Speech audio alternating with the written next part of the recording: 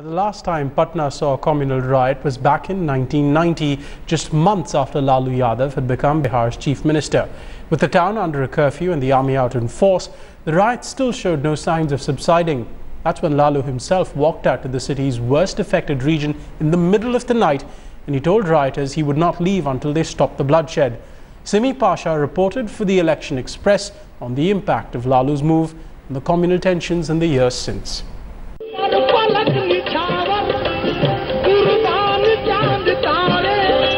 Temples and mosques stand as neighbors, as people from different faiths intermingle under their shadow.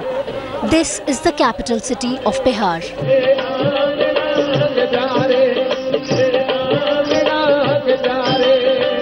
The sound of Qawwali and the sweet smell of flowers greets you at the Dargah of Hazrat Ghulam Safdar Shah in the heart of Patna city.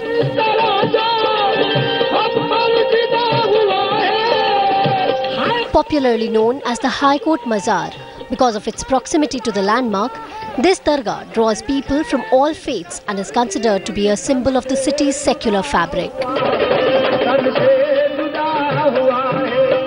45-year-old Ajay Kumar, a small businessman, is a regular visitor to the dargah. He says it's not religion but faith that brings him to the doorstep of this Sufi saint. Patna के तहजीब है, पूरे सारे देश का तहजीब है कि जहाँ मज़ार वहाँ हिंदू मुस्लिम लोग आते हैं, मंदिर जहाँ हिंदू मुस्लिम लोग जाते हैं। ये ऐसा बात नहीं कि हिंदू मज़ार पर नहीं आए, मुस्लिम मंदिर में नहीं जाए, ऐसा कोई बात नहीं। 50-year-old Mukteshwar Jha, a clerk in the Patna High Court, is an old faithful, a proud Hindu and a Ram Bhakt. Jha claims that his prayers have never gone unanswered at this mazar. He and his wife visit this dargah as frequently as they visit their local temple. एक विश्वास है लोगों का इस मजार के बारे में, कोई भी गड़बड़ होगा और यहाँ चले आइए तो एकदम निश्चित है कि ठीक हो जाना है। ज़्यादातर हाई कोर्ट लोगों के फाइल मिसिंग हो जाती है, नहीं मिलने लगता है, कहीं गड़बड़ नहीं होता है, लेकिन ये देखा हुआ है मतलब हमारा 30 साल का सर्विस में कि जब भी किए हैं तो मैंने 10 मिनट के अंदर अंदर वो फाइल वहाँ मिल गई है।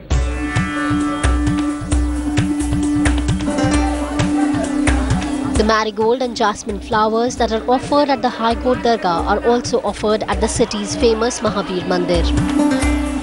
Long queues of devotees line the streets waiting for an audience with the god.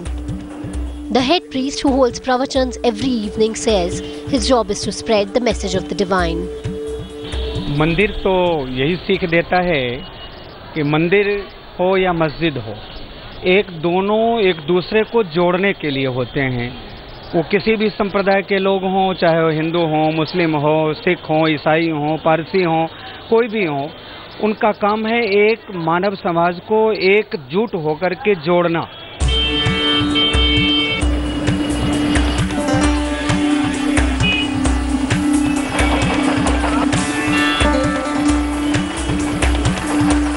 Our next stop is the Muslim stronghold of Sabzi Bagh in the city.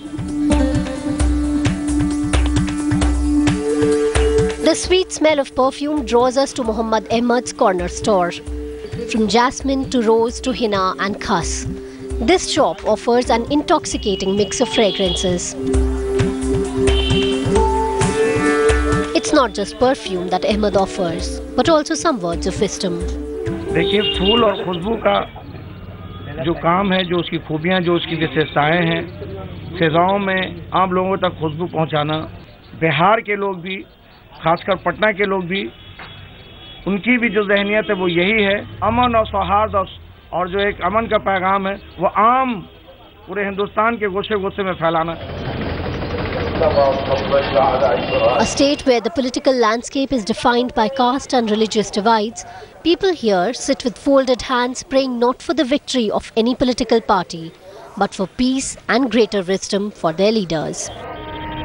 As leaders across party lines seek to divide voters for their narrow political gains, Patna is sending out a message of unity. A city where mosques and temples stand side by side as old friends. This city believes that it's not politics, but human relations that best represent its spirit. In Patna with Kasif Siddiqui, Simi Pasha for the Election Express.